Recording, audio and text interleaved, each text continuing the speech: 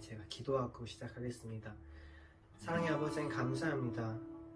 오늘도 주님의 은혜 없이는 단 하루도 살아갈 수 없는 자들임을 고백합니다. 주님, 제가 여기까지 살아올 수 있었던 그 모든 것이 주님의 은혜임을 고백합니다. 그것을 기억하며 사는 사람 될 수 있도록 도와주세요. 감사드리고 예수님 이름으로 기도드립니다. 아멘. 함께 찬양하실게요.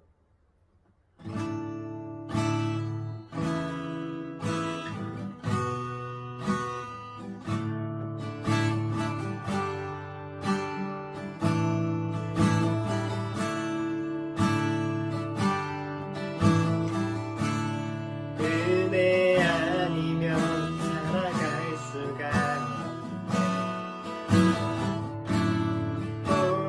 마저도 나 주의 것이니 세상 평안과 위로 내게 없어 예수 오직 예수뿐이네. 은혜 아니면 살아갈 수가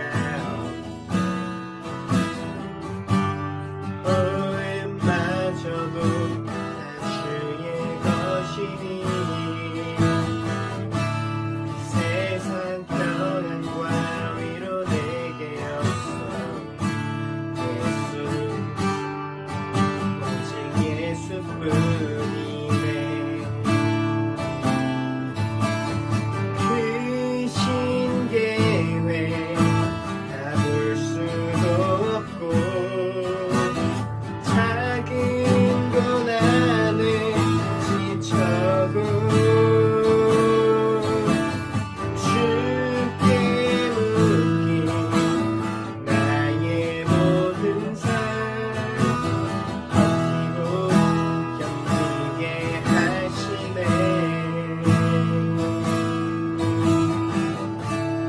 은혜 아니면 살아갈 수가 나의 모든 것 다 주께 맡기니 참된 평안과 위로 내게 주신 예수 오직 예수뿐이네. 크신 계획 크신 계획 다 볼 수도 없고 작은 건 안에 지쳐도 주께 묻기 나의 모든 삶 버티고 견디게 하시네. 크신 계획 크신 계획 다 볼 수도 없고 작은 건 안에 지쳐도 주께 묻기 나의 모든 삶 버티고 견디게 하시네.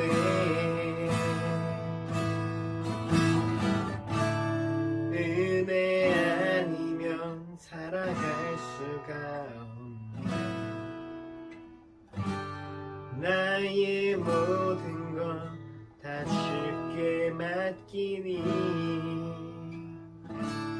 참된 평안과 위로 내게 주신 주 예수 오직 예수뿐이네.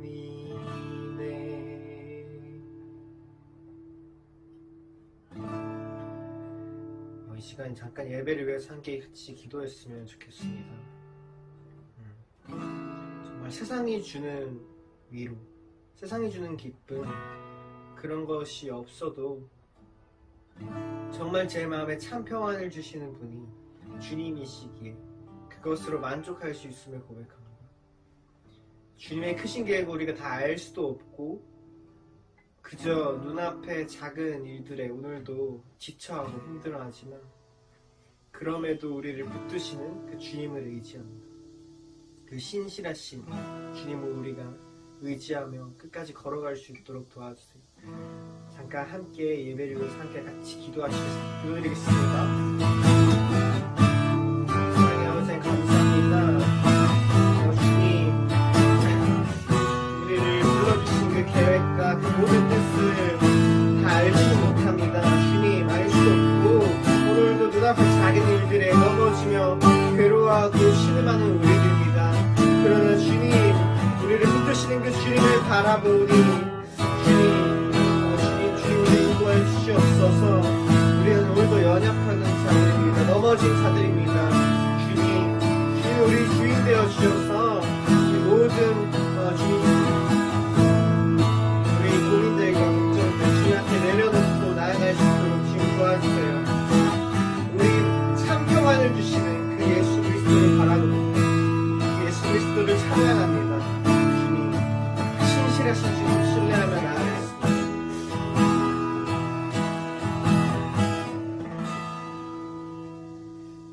사랑의 아버지 감사합니다.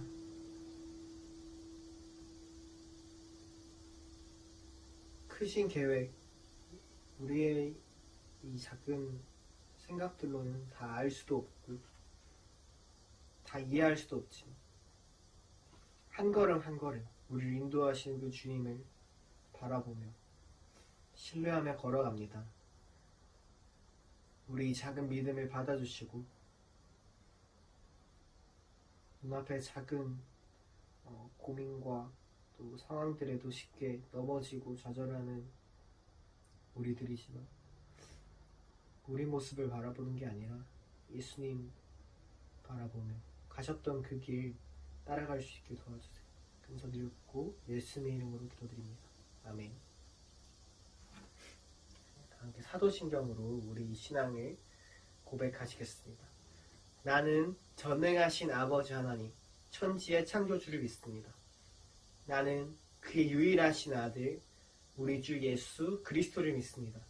그는 성령으로 잉태되어 동정녀 마리아에게서 나시고 본디어 빌라도에게 고난을 받아 십자가에 못 박혀 죽으시고 장사된 지 사흘 만에 죽은 자 가운데서 다시 살아나셨으며 하늘에 오르시어 전능하신 아버지 하나님 우편에 앉아 계시다가 거기로부터 살아있는 자와 죽은 자를 심판하러 오십니다. 나는 성령을 믿으며 거룩한 공교회와 성도의 교제와 죄를 용서받는 것과 몸의 부활과 영생을 믿습니다. 우리 함께 기도하시겠습니다. 하나님 아버지 은혜를 감사합니다. 이제 8월이 이제 마지막 주로 가고 있습니다. 하나님 아버지 이 8월 달은 특별히 저희가 우리 대한민국이 암흑에서 해방됐던 그런 달이고 또 나라를 세운 건국의 달입니다. 하나님 아버지 그러나 아직도 저 북녘 땅의 동포들은 어둠 가운데 갇혀 있습니다. 아버지 하나님 이 나라를 불쌍히 여겨 주옵시고 이 나라가 아버지 하나님 통일되는 그날까지 우리가 함께 노력할 수 있는 저희들 되게 하시고 기도하게 하여 주시옵소서. 오늘 말씀을 듣습니다. 아버지 말씀을 듣고 은혜보다 세상 가운데 승리하는 저희들 되게 하시고 신령과 진정으로 예배하는 저희들 되게 하여 주시옵소서. 감사드리며 예수님 이름으로 기도했습니다. 아멘. 여러분 안녕하세요. 백목사의 시사브리핑. 제가 이제 시리즈로 건국 대통령 이승만 박사에 대해서 몇 차례 브리핑을 하려고 합니다. 저는 초등학교를 60년대 말 70년대 초, 중고등학교를 70년대, 대학을 70년대 말에서 80년대 다녔습니다. 제가 초중고 대학을 다닐 동안 이승만 대통령에 대해서 배운 게 없어요. 제가 초중고등학교 다닐 때는 박정희 대통령 시절에서 아마 여러가지 정치적인 이유로 이승만 대통령을 가르치지 않았다고 봐요. 그러나 우리나라의 건국 대통령 이승만 대통령이 박사가 잘못한 것도 있고 잘한 것도 있을 텐데 저는 개인적으로 보면 잘한 것이 훨씬 많다고 생각해요.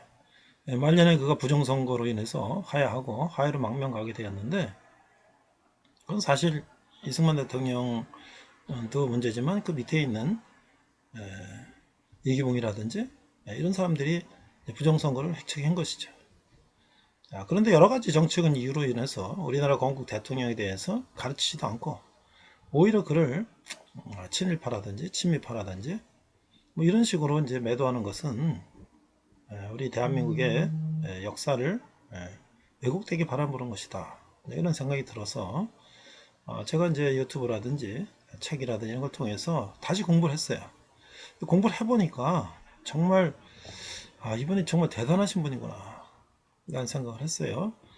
제가 책도 보고 유튜브도 보고 많은 걸 보니까 이승만 대통령에서 이제 적는 걸 보니까 청년 시절 한성 감옥, 독립운동 시절, 독립운동가의 인연, 반공국가의 탄생, 농지개혁, 교육혁명, 한미동맹, 4.19 혁명, 하이유패 이런 식으로 이제 되는 거예요.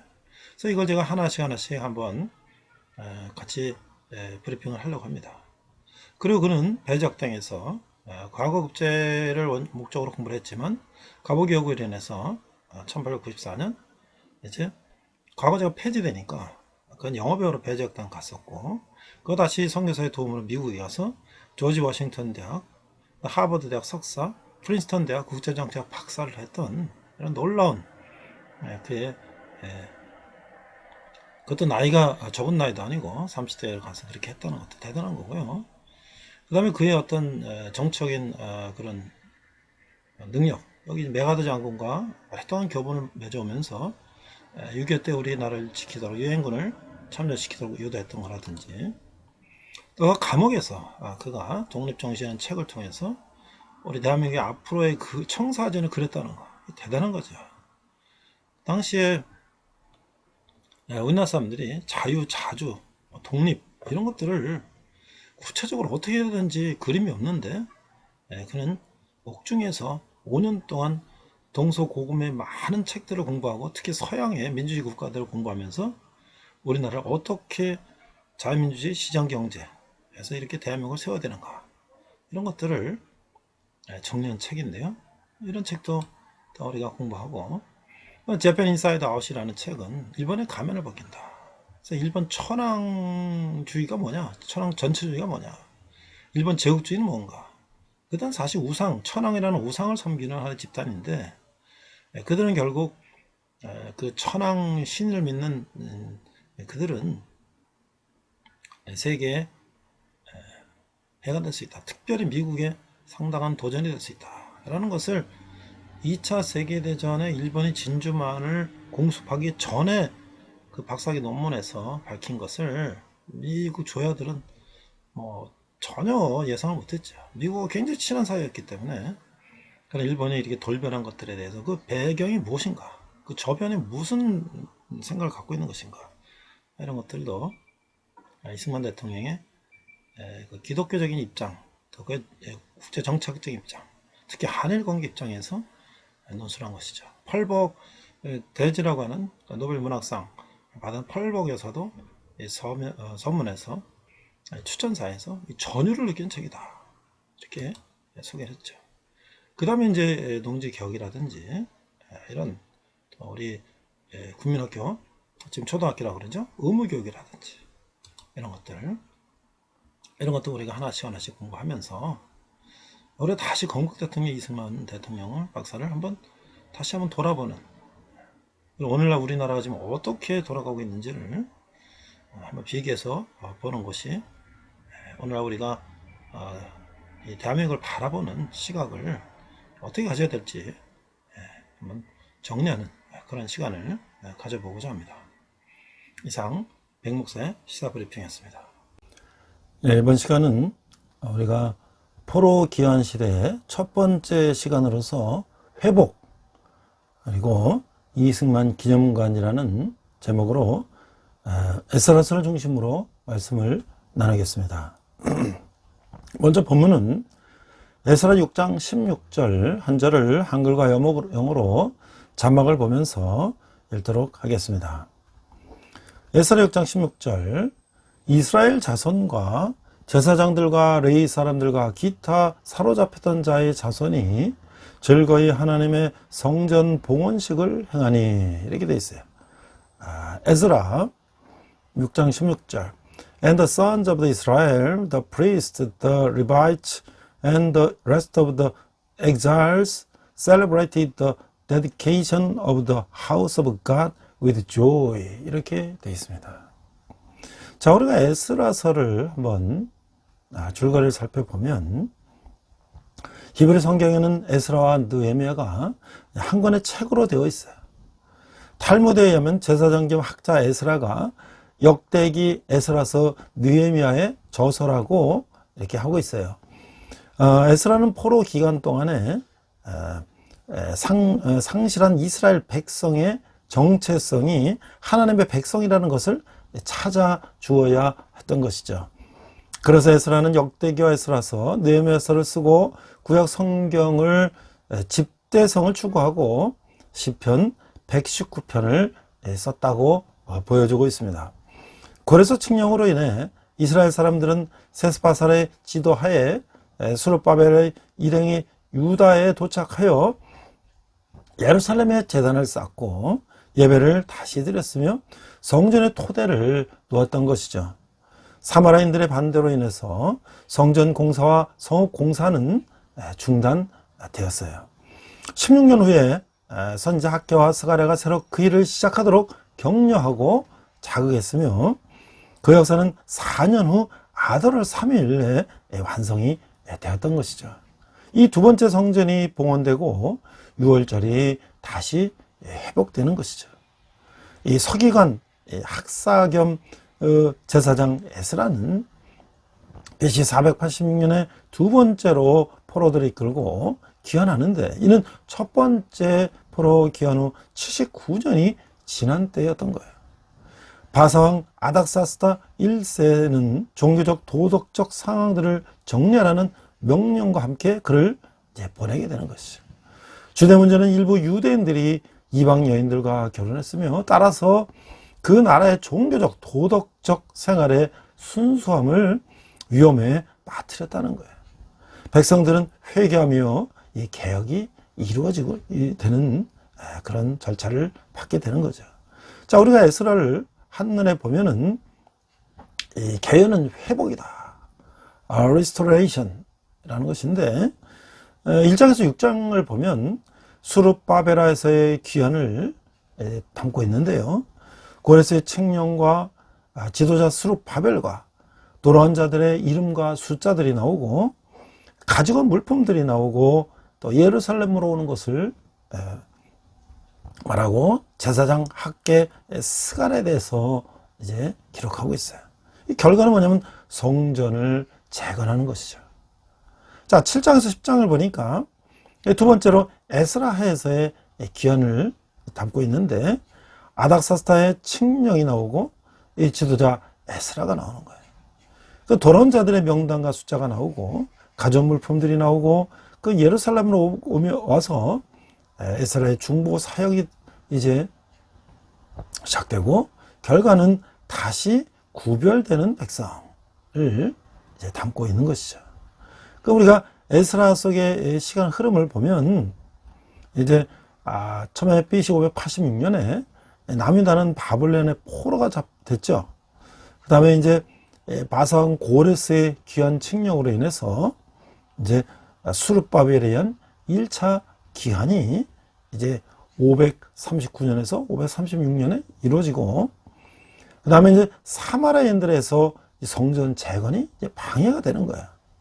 그래서 그 후에 다시 516년 사이에 수룹바벨에 의해서 성전이 재건이 되는 것을 다루고 있고 458년에 에스라에 의한 2차 포로 귀환이 시작되고 에스라에 의해서 이제 개혁운동이 전개되는 것이 이제 시대적인 흐름이죠.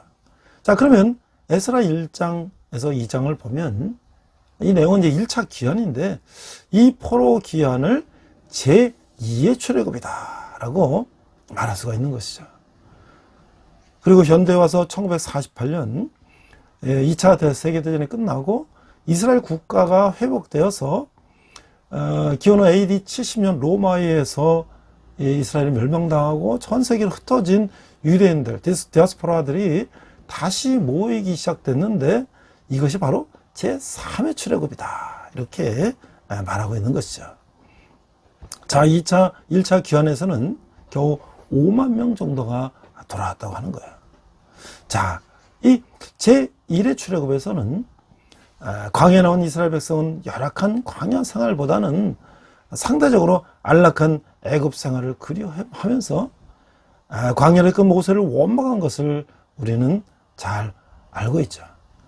바벨론의 포로들은 애굽보다 훨씬 안락한 삶을 살았던 거예요. 바벨론에 거주하는 유대인들은 포로로 잡혀가 그곳에서 70년간을 살면서 이 태어난 자를 합해서 그 인구가 300만 명으로 이제 추산하는데 295명은 남고 오직 5만 명 정도가 1500km의 긴 여정을 이 차나 비행기도 없이 걸어서 이 강도떼가 득실거리는 길을 따라서 돌아왔다고 하는 것이죠. 그들이 이 모험의 귀환은 종교의 자유를 찾아 하나님 한 분을 향한 이 마음 때문인 것이죠. 인간은 자유보다는 안락함을 선호하는 본성이 있는 것이죠. 이때 돌아온 지파는 남왕국 유다에서 잡혀간 지파들, 즉 베냐민, 유다 그리고 레인들인 거예요. 북왕국 10지파는 몇 명이 섞여서 돌아온지는 모르지만 공식적으로는 그들은 잃어버린 지파가 되었다고 하는 거예요. 에스라서 1장 1절에 보니까 바사왕 고레스 원년에 여호와께서 에레미야의 입을 통하여 하신 말씀을 이루게 하시려고 바사왕 고레스의 마음을 감동시키며 그가 온 나라에 공포도 하고 조서도 내려 이르되 이렇게 되고 있어요. 이사야는 150년 전에 하나님께서 이들을 돌아오게 하신다는 예언을 했어요. 이사야 44장 28절 45장 4절에서 말씀하고 있죠. 또 에레미야 25장 11절 12절 이하에서 이 기한을 계획하신 하나님의 마음을 보여주셨다고 하는 거야. 자, 그럼 우리가 이제 이스라엘 민족이 두 번에 걸쳐 민족의 대이동을 하게 됐는데, 자, 1차 대이동은 출애굽이었어요. 2차 대이동은 포로 귀환이었어요. 어디서 있었는가? 1차는 애굽에 430년간 있었고, 이동한 인구는 약 220만 명, 여행 기간은 약 40년. 2차에 걸친 가나안 입성을 했고, 인도자는 모세와 아론과 여호수아였다는 거죠. 목적은 가나안 땅을 이제 점령하는 것이죠. 현실적으로 부딪힌 문제는 이 홍해라고 하는 바다도 있고, 이 광야 사막도 있고, 그 다음에 에돔 족속이나 기타 이 대적들도 있고. 자, 어떤 실패를 했나? 출애굽했던 이스라엘 백성들은 불평과 불순종을 했고, 그걸과 몇 주면 끝날 수 있는 여행이 이 40년이 걸렸다고 하는 거예요. 그럼 어떤 선고를 했을까? 마침내 약속의 땅을 차지하고 여러 거 정복을 성공하며 이스라엘 땅을 차지하게 되는 것이죠.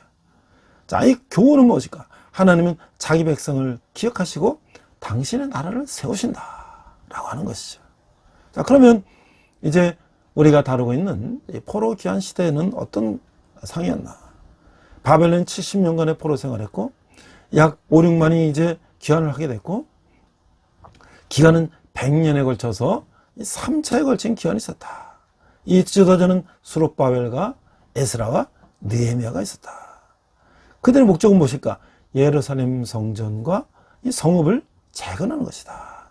자, 현실적으로 닥쳐진 문제는 이 폐허가 되어 있고, 이 자원도 부족하고, 주위에 또 방해도 있었죠. 어떤 실패를 했을까? 그들은 두려움과 낙심이 있었고, 그걸가 몇 달이면 완료될 건축공사가 약 100년이나 걸렸다고 하는 거예요. 어떤 성공을 했을까? 마침내 예루살렘 성전과 성벽을 이제 중건하였다고 하는 것이죠. 여기서 우리가 얻을 수 있는 교훈은 하나님은 자기 백성을 기억하시고 자신의 나라를 보존하신다라고 하는 것이죠. 그래서 그들은 가나안 땅으로 돌아오게 되고, 그 땅은 하나님께서 이스라엘에게 약속한 그 나라를 이루시기 위해 허락하신 땅이라고 하는 것이죠. 하나님의 나라를 이루는 열망이 보이는 조치라고 하는 거야.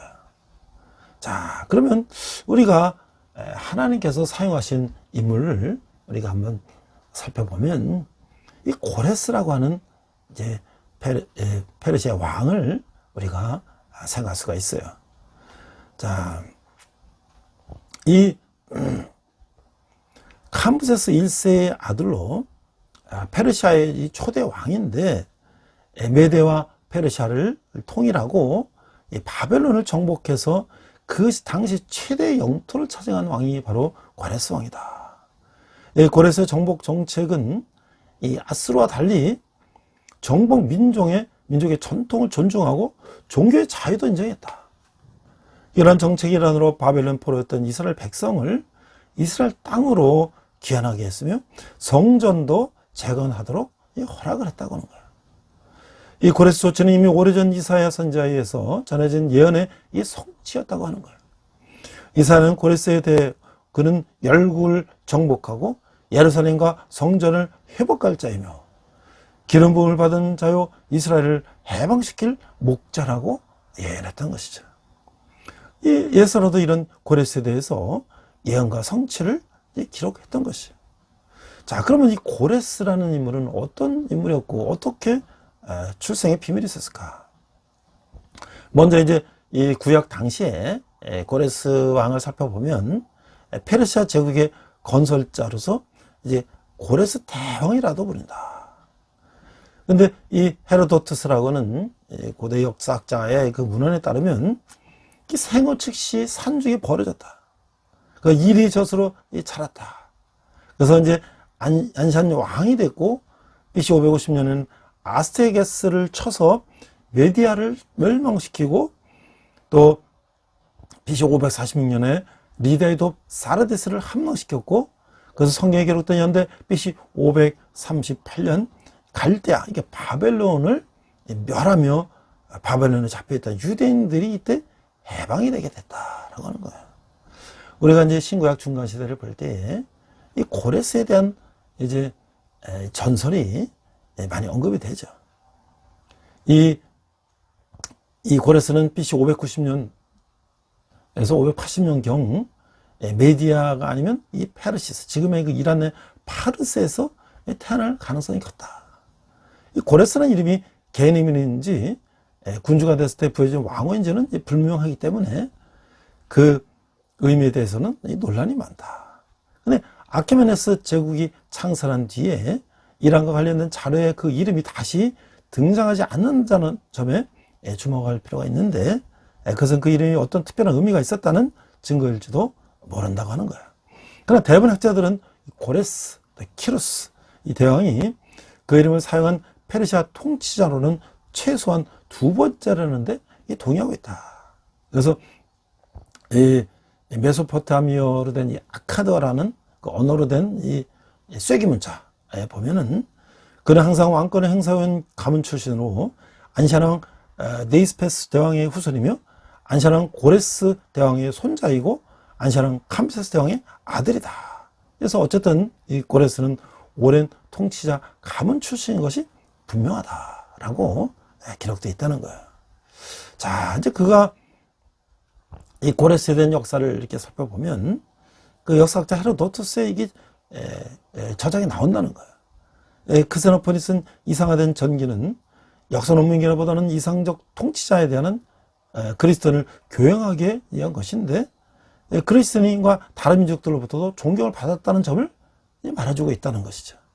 헤로도투스에 따르면 페르시안들은 이 고레스를 자신의 아버지라고 불렀고 이외에 아카이메노스 왕조 군주 가운데 그렇게 존경받은 인물은 없었다라고 기록하고 있어요.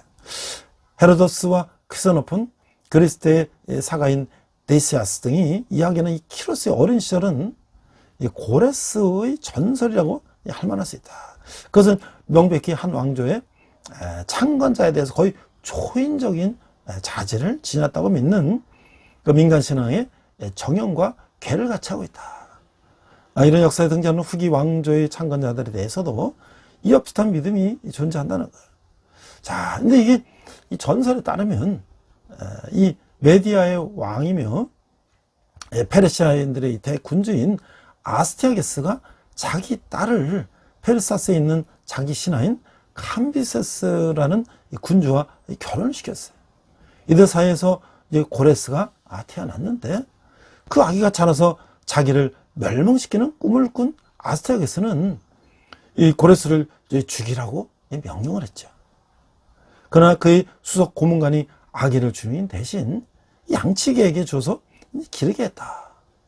그래서 10세가 된 고레스가 뛰어난 자질 때문에 아스타게스 발각되지만, 아스타게스는 자신의 꿈에 개의치 않고 주변을 권유를 받아서 살려줬다.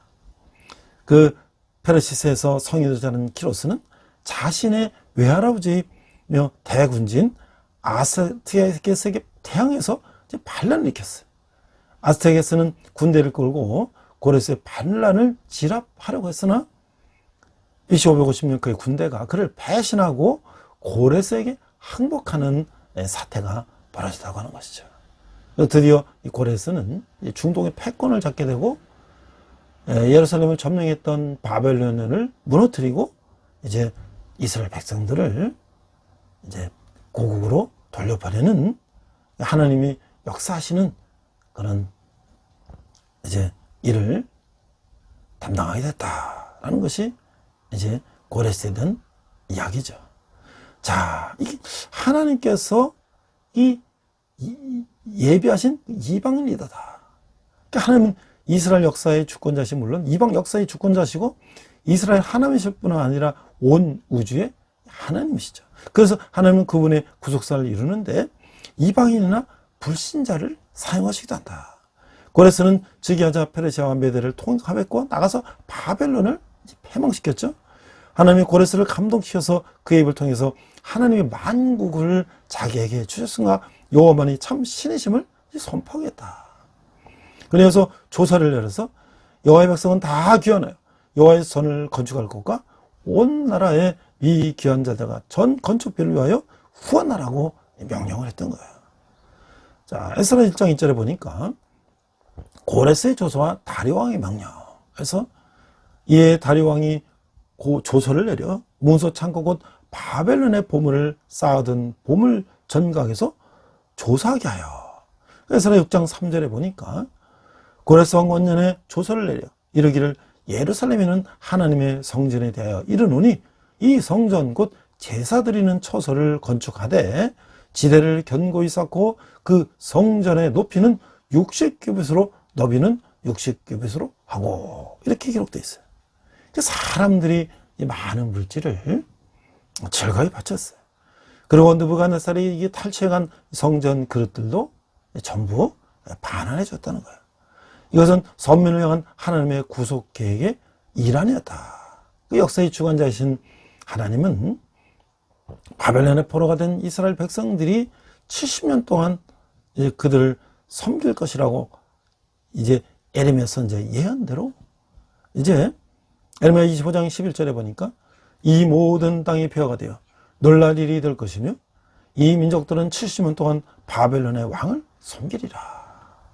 자, 다니엘 9장 2절에 보니까 곧 그의 통치원년에 나 다니엘이 책을 통해 여호와께서 말씀으로 선지자 예레미야에게 알려주신 그 연수를 깨달았나니 곧 예루살렘의 황폐함이 70년 만에 그치리라 하신 것이더라. 이렇게 기록하고 있죠.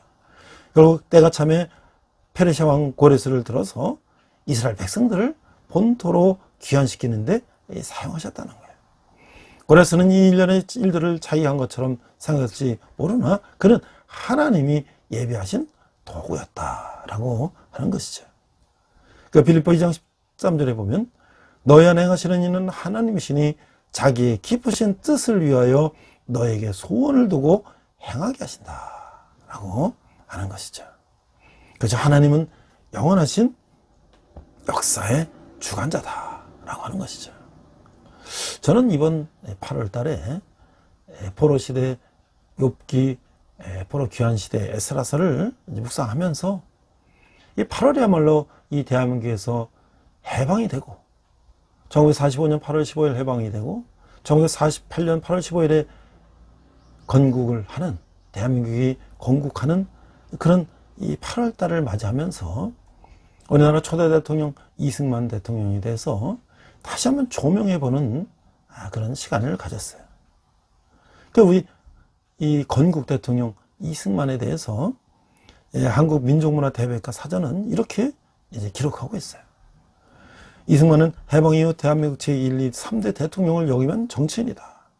1875년 고종 12년에 태어나서 1965년에 사망했다. 일제강점기에 잠시 임시정부 대통령직을 맡은 것을 제외하고는 주로 미국에서 체류를 하면서 유학과 정치활동을 했다. 강보고 38선 이남의 단독정부 수립을 주장했고 1948년 실시된 총선거에 당선되어 국회에서 제1대 대통령에 선출되었다. 취임 중 한국전쟁이 발발하자 발췌개헌은 사서입 개헌안을 통과시켜 재선 3송에 성공했다. 4선 도전에서 무투표로 당선됐으나 4.19 혁명이 발발하자 하야후에 하회로 망명했다. 이렇게 이제 간단한 한 문장으로 나눌 수가 있죠. 그러나 우리는 해방 이후에 이승만 대통령이 하야한 이후에 민주당 장면 정부가 잠깐 들어섰고 5.16 박정희의 쿠데타로 인한 공화당 정부가 들어서면서도 계속 이승만 대통령에 대해서는 조명을 하지 않았어요. 이 독재라고 망명을 했다는 그런 것 때문에 이 건국의 어떤 공을 전혀 교과서나 여러 가지 사회에서 언론에서 다루지 않았기 때문에 저는 사실 어렸을 때 이승만 대통령에 대해서 전혀 배운 게 없어요. 그러나 우리가 미국을 보면 미국의 수도는 뉴욕이나 뭐 샌프란시스코나 LA가 아니라 워싱턴 DC라고 하는 그 초대 대통령 워싱턴의 이름을 딴 도시가 미국의 수도가 아닙니까? 자, 우리나라 어떻습니까? 우리나라 지금 서울이 수도지만 행정 수도는 지금 세종시라고 하는 행정도시를 갖고 있는데 그것이 우리나라 초대 대통령이 아니라 우리 조선시대에 훌륭하신 세종당 이름을 딴 세종시를 쓰고 있다는 것은 얼마만큼 우리가 초대 대통령에 대해서 무관심한가를 알 수가 있는 것이죠. 저는 07과삼이라고 생각해요. 그의 우리 대한민국 역사에 끼친 공헌은 70%가 넘는다.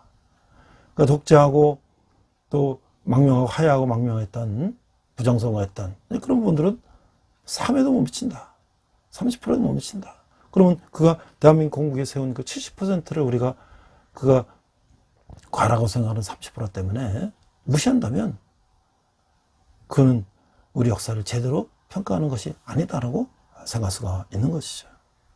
그래서 이제 우리가 이승만 대통령의 이 양력을 살펴보면 그런 평안도에 태어났지만 이제 서울로 이사 와서 한문 공부를 하고 이제 과거를 보기를 원했지만 1894년 갑오격으로 이제 과거가 폐지되고 배지학당에서 이제 공부를 하게 되었고 그 협성에 참여했고 또 이제 만민 공동에 참여하면서 그가 매일신문을 또 창간해서 기사를 쓰고 그러면서 이제 대한민국의 공화정을 주장하는 그런 거의 보면 고종 당시에는 황제 당시에는 거의 반역분자죠.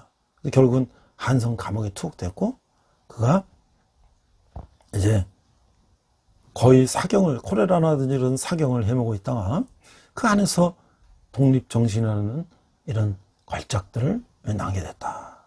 그는 이제 크리스찬이 됐고 그는 성기사들이 보내준 그 수많은 서양의 책들을 보면서 그가 이제 공부를 했고 드디어 이제 고종이 미국의 특사를 파견할 때에 통역하기 위해서 감옥에 있던 이승만을 이제 불러서 미국으로 갔지만 결국 미국에서의 그 뜻은 이루지 못하고 이승만은 선교사의 추천으로 조지 워싱턴 대학과 하버드 대학과 프린스턴 대학에서 학부와 석박사를 초스피드로 당선됐고 그가 이제 미국의 정계에 주연 인물들과 교분을 쌓게 된 그런 이제 네트워크를 갖게 됐다고 하는 것이죠.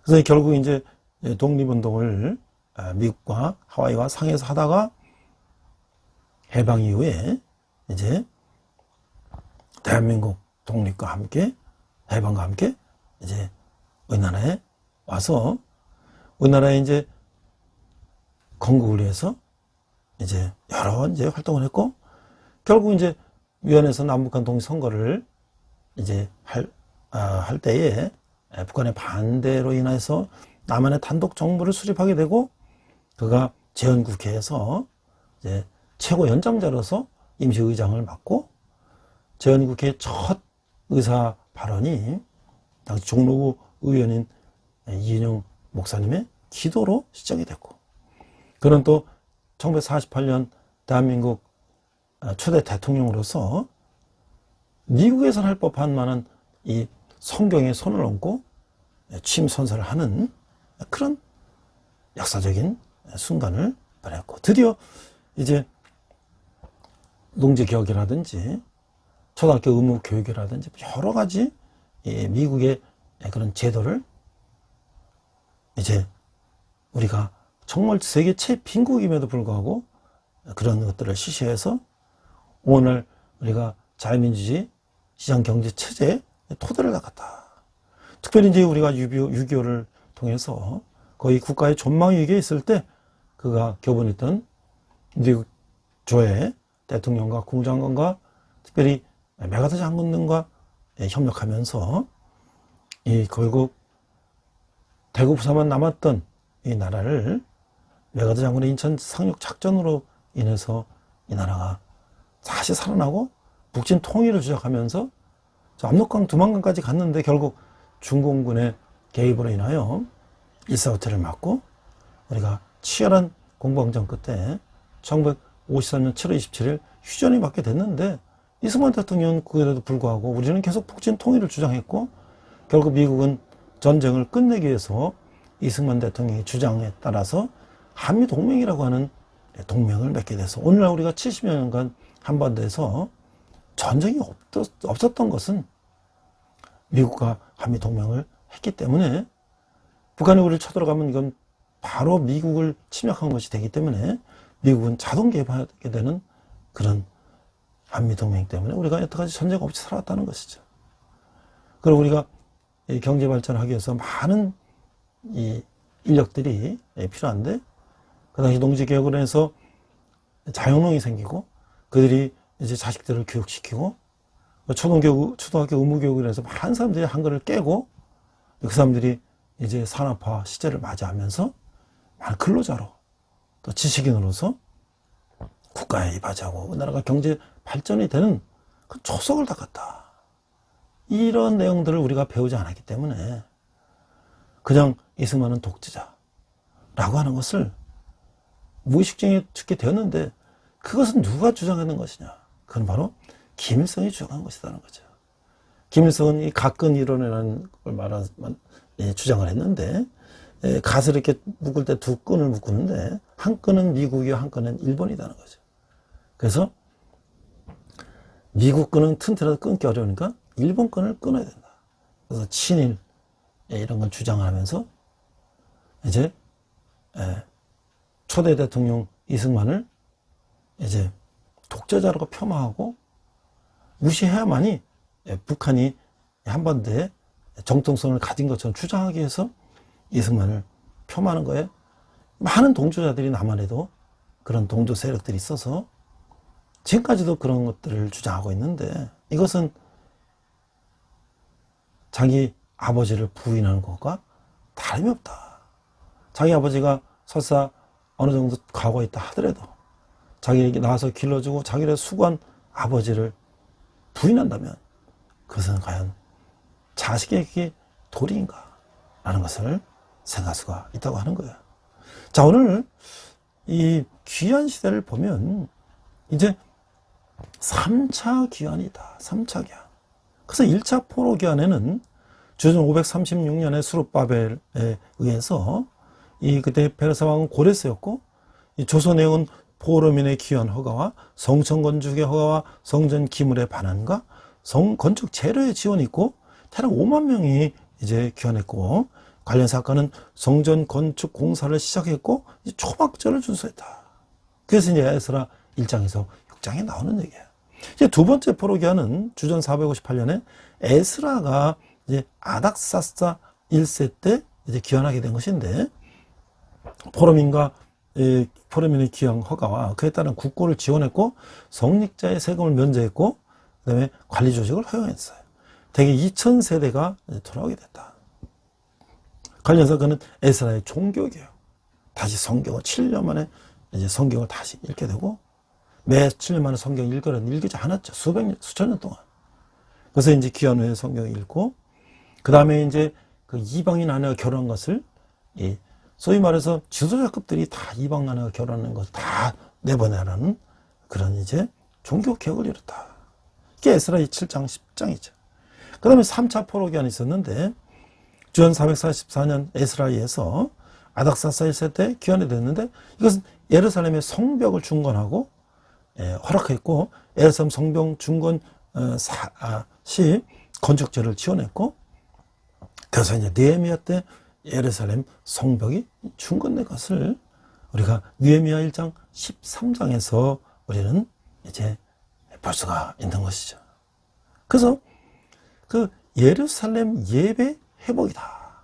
그 예루살렘 귀환은 약속의 땅에서의 새로운 출발을 의미했다고 하는 거예요. 기업민들은 과거의 죄악을 회개하고 하나님과 새로운 관계를 맺고 싶어 했다는 것이죠. 이를 위해서 교제와 화목의 장소인 성전 건축이 무엇보다도 시급했다고 하는 거예요. 성전이 이스라엘 백성의 신앙생활에 차지하는 비중과 의미를 생각해 보면 이 성전은 수룹바벨 성전이라고 이제 일컫고 있다는 것이죠. 크게 증축하지만, 그러니까 나중에 이제 헤롯이 그것을 크게 증축하지만 AD 70년에 로마군에 의해서 철저히 파괴된다. 그러니까 성전이라고 하는 것은 이제 모세가 출애굽할 때 하나님께서 내가 너와 함께 하신다고 하면서 모세에게 명령하여서 살랄과 오홀랍이 모세의 명을 받아서 이제 텐트로 성막을 쳤고, 그것을 레위인들이 어깨에 지고 40년 동안 이스라엘 백성들이 이제 출애굽하는 과정 속에서 진이 멈출 때는 가운데다가 성막을 치고 뺑둘러서 12지파들이 진을 치고 했던, 그리고 행진할 때 맨 앞에 레위인들이 이 텐트를 말아서 어깨에다 메고 옮겼던 그 텐트가 이제 다윗이 예루살렘을 점령하고 성을 쌓고 다윗 성을 쌓고, 이제 그때 자기는 성을 쌓고 살고 있는데 하나님의 성전은 텐트에 있으니 이제 자기가 돌로 하나님의 성전 짓겠다 했을 때 하나님이 너는 피를 많이 흘렸기 때문에 너희 아들 솔로몬에게 하겠다. 그래서 다윗이 모든 재물을 만들어서 준비해서 솔로몬에게 그 아름다운 성전을 짓게 됐죠. 이스라엘 백성들은 최고의 성전은 솔로몬의 성전을 이제 기억하고 있는 것이죠. 그러나 AD 70년 로마가 쳐들어와서 다 무너지고 그 서쪽 벽 하나만 남은 것이, 지금 그게 통곡의 벽이라고 하는, 예루살렘에 가면 서쪽 벽만 남아있고 성전터는 다 바닥만 남아있고, 그 앞에 모하메드가 승천했다고 하는 황금돔 사원이 있고, 또 성전 저런 입구에 또 이슬람 사원이 있는 것이죠.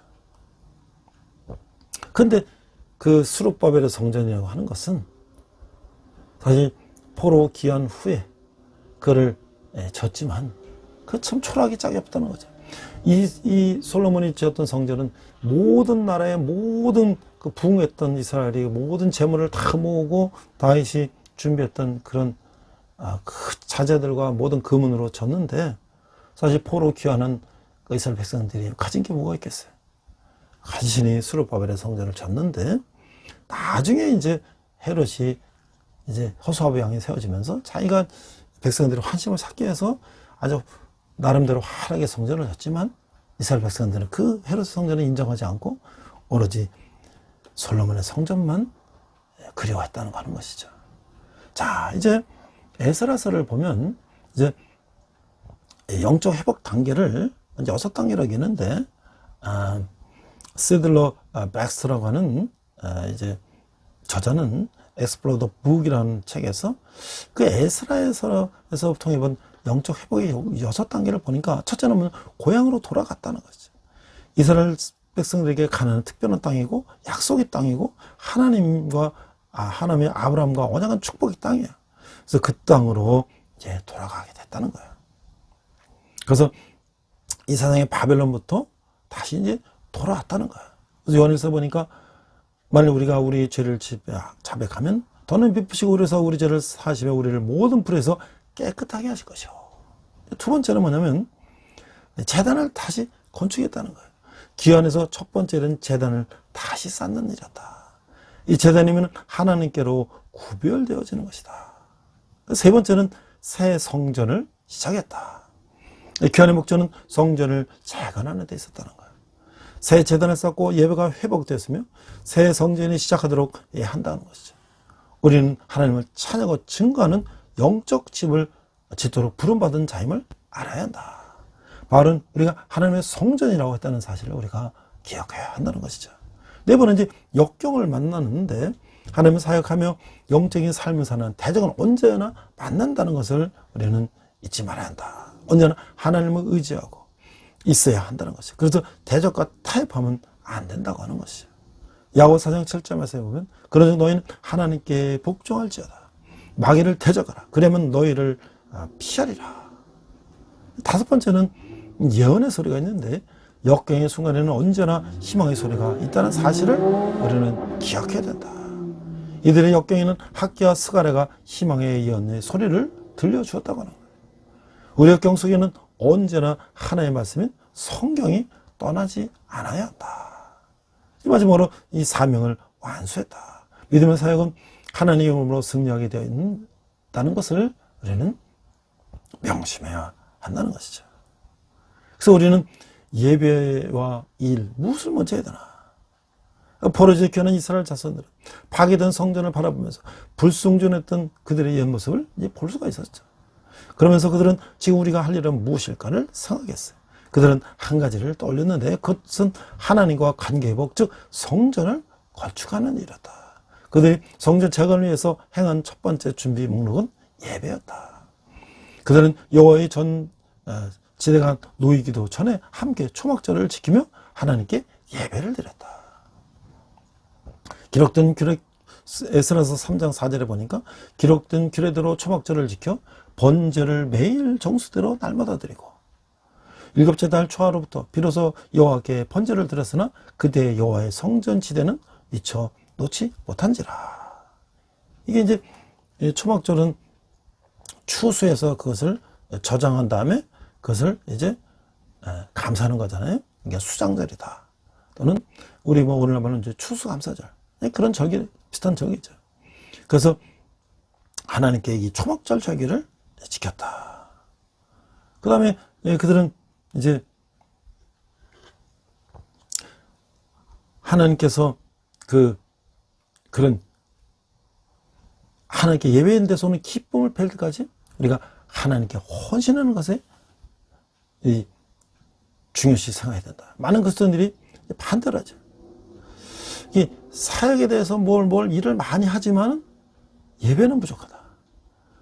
만약에 하나님께 예배 드리는 것이 성도의 주된 목적이 아니라면 헌신의 결과는 기술에 지나지 않는다. 그러니까 우리가 교회에서 사역은 많이 하는데 하나님께 예배하는 게 소홀하다면 우리는 본분을 잃어버리는 것이다.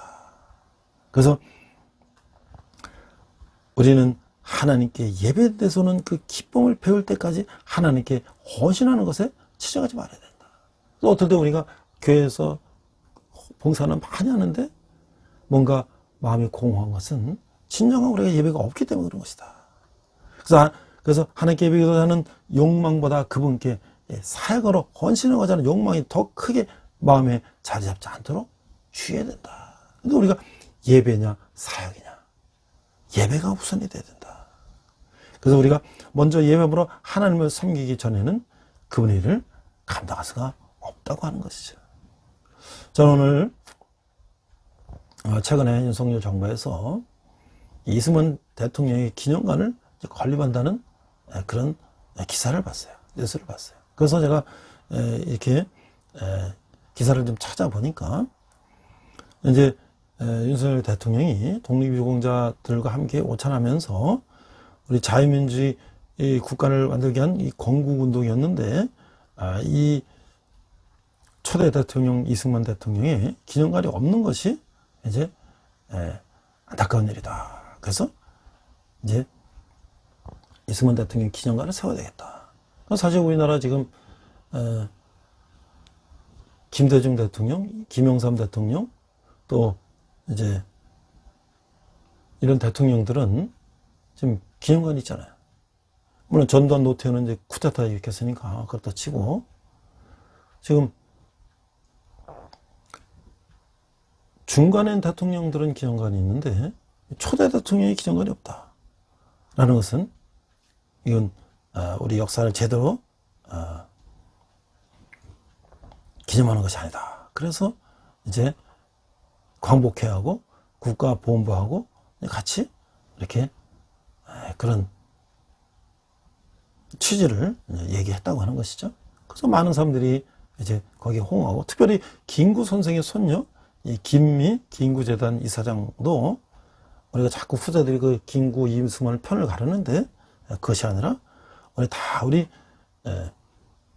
나라 건국에서 애쓰신 분들이기 때문에 그런 이승만 대통령의 기념관을 세워야 된다. 근데 여기 또 놀라운 뉴스가 또 하나 났어요. 그 신영균 이 원로 배우께서 이승만 기념관에 서울당 4,000평을 기부하겠다. 그러니까 이 신영균 배우는 사실 서울대 치대를 나온 치과 의사였는데 그가 이제 영화에 이제 나오기 시작하면서 그 이제 유명한 영화로 수많은 이제 영화를 찍게 됐죠. 그런 재산 관리 잘 하셨고 또 많은 것들을 영화인에게도 이제 기부하고 많은 돈을 좋은 일에 썼는데 그거 가지고 있는 이제 서울 고덕 땅에 있는 그 땅이 이승만 대통령이 이제 낚시하던 땅이라는 거야. 그래서 그 땅을 4,000평을 이제 기증하겠다. 본인 고향도 이승만 대통령 같은 황해도 평산이었다. 이렇게 얘기를 하고 있는 거야. 그래서 이런 걸 보면 우리가 이제 정말 이 나라의 정통성과 또 이 나라의 기초를 닦은 자유민주주의 시장 경제의 기초를 닦은 이 초대 대통령 건국의 아버지 이승만에 대한 이 재평가가 있어야 하고, 또 우리가 이승만 대통령의 여러 가지 그 국가를 세웠던 그런 토대들에서 하나씩 우리가 기억을 하면서 이 나라를 더욱 발전시켜야 될 것이다. 특히 크리스찬들은 기독교 입국론이라고 하는 그런 초대 대통령의 그런 철학을 가지고 많은 기독교 제도를 세우고 기독교인을 등용하고 했던 것을 보면서 우리가 정말 이 나라가 어떤 분이 이 나라의 초대 대통령이냐에 따라서 이 나라가 어떤 방향으로 가는가를 우리가 잘 생각하면서 이 이스라엘이 고레스왕을 통해서 다시 포로가 해방되고 그들이 다시 이스라엘 땅으로 돌아와서 지금까지 수천 년이 지났지만 그들이 절대 하나님을 배신하지 않고 하나님 한 분만을 너무 하나님만 믿기 때문에 그가 예수님을 믿지 않고 있는 것이 안타까운 현실이지만 하여튼 그들은 그 나름대로 신앙을 지키는 것처럼 우리는 이 나라를 세운 초대 대통령 또 우리가 기독교 입국론 이런 것들을 생각하면서 우리가 앞으로 이 북한과 통일해서 어떻게 통일 시대를 우리가 이 통일 한국을 또 세계 선교를 해 나가야 되는 크리스찬의 미국 같은 그런 선도 국가가 될 것인가를 우리가 함께 생각하는 그런 포로 귀한 시대를 묵상하는 그런 시간이 됐으면 좋겠습니다. 기도하겠습니다. 하나님 아버지 은혜를 감사합니다. 오늘 우리의 이스라엘의 포로 귀한 시대를 바라보며 또 우리나라가 이제 해방 이후에 이 나라를 세워갔던 과정을 살펴보며 무엇보다 우리가 먼저 하나님께 기도하며 나라를 세웠다는 것을 생각하며 우리도 통일될 때까지 계속 기도하며 이 나라의 민족을 우리 위해서 기도하고 헌신하는 자들 되게 하여 주시옵소서. 감사드리며 예수님 이름으로 기도했습니다. 아멘. 시간 내게 있는 모든 것을 찬양하시면서 함께 헌금하시겠습니다.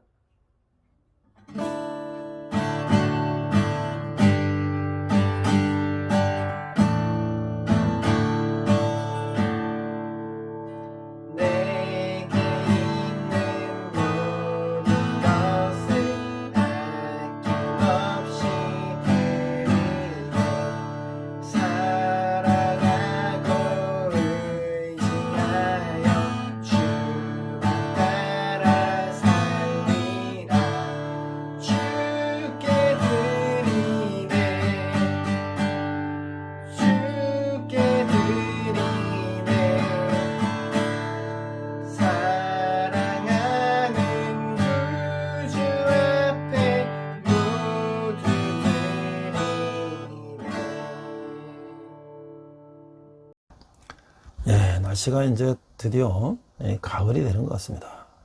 날씨가 이제 선선해지고 또 아침 저녁 시원한 바람도 불고 또 이제 다음 주부터는 이제 9월부터는 이제 개학도 되고 대학도 이제 개학을 되면 많은 대학생들이 또 이제 학교로 올 것입니다. 저는 또 이번 학기부터 또 성경 과목들을 우리 학생들에게 강의하게 될 텐데 대개 학생들이 이제 부모님이 다 믿는 그런 모태신앙 자녀들도 초등학교 때까지는 다니다 중고등학교 때 학원 다니면서 이제 주일 교회를 빠지게 되면서 그렇게 신앙을 이제 멀리 했던 거예요, 교회를.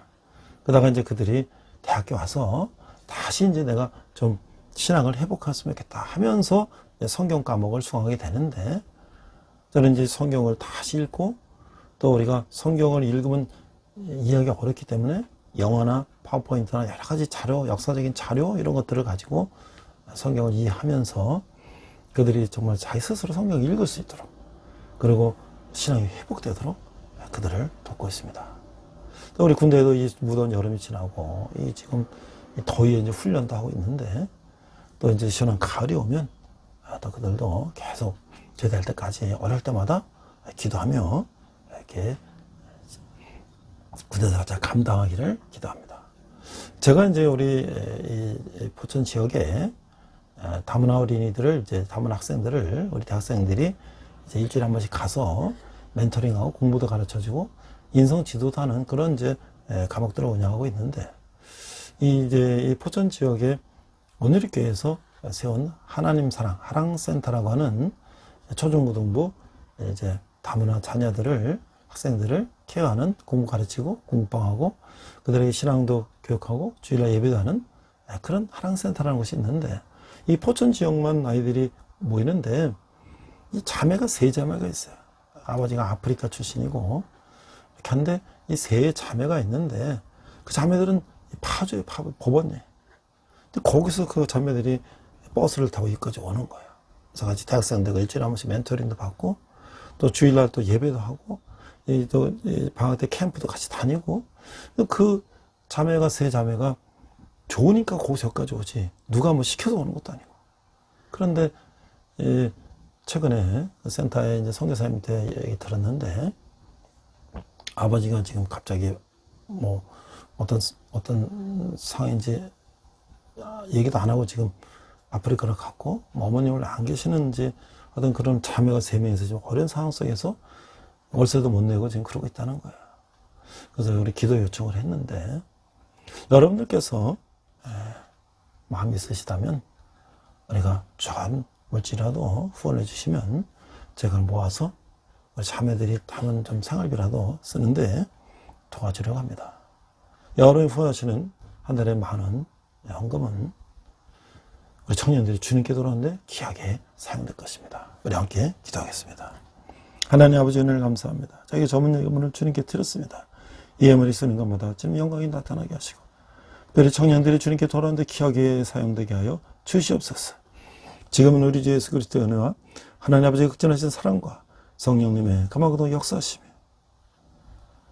이스라엘의 회복을 바라보며 우리 대한민국의 회복을 바라보며 또 대한민국이 통일될 때까지 함께 기도하기를 다짐하는 우리 예배를 드리는 모든 성도들이 열방의 백성들과 선교사님 위해 특별히 북한에서 고통받는 북한 동포들 위해 지금부터 온전히 함께 하시기를 간절히 축원합니다. 아멘. 우리 함께 선한 능력으로 찬양하시면서 한 주간 승리하시기 바랍니다. 우리 이 시간 선한 능력으로 함께 찬양하시면서 결단의 시간 갖겠습니다.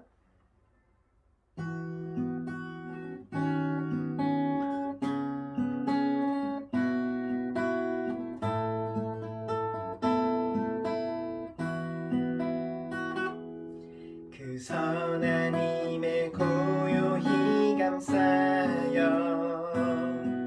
그 놀라운 평화를 누리며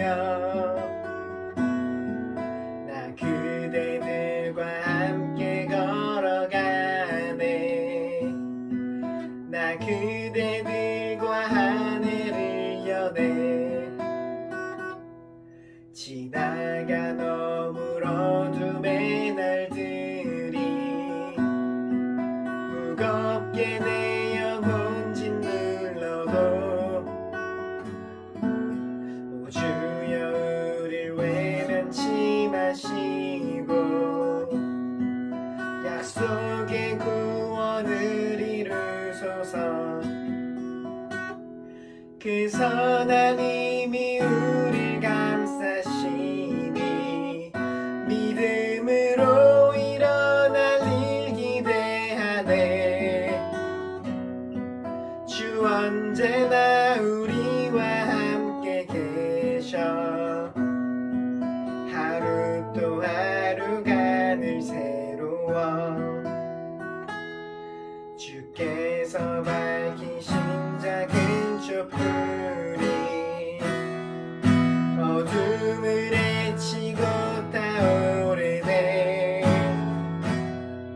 그 빛에 우리 모두 하나 되어 온 누리에 비추게 하소서. 그 선한 힘이 우릴 감싸시니 믿음으로 일어날 일 기대하네. 주 언제나 우리와 함께 계셔. 하루 또 하루가 늘 새로워.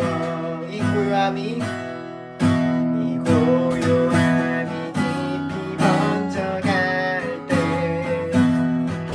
저 가슴 벅찬 노래 들리네.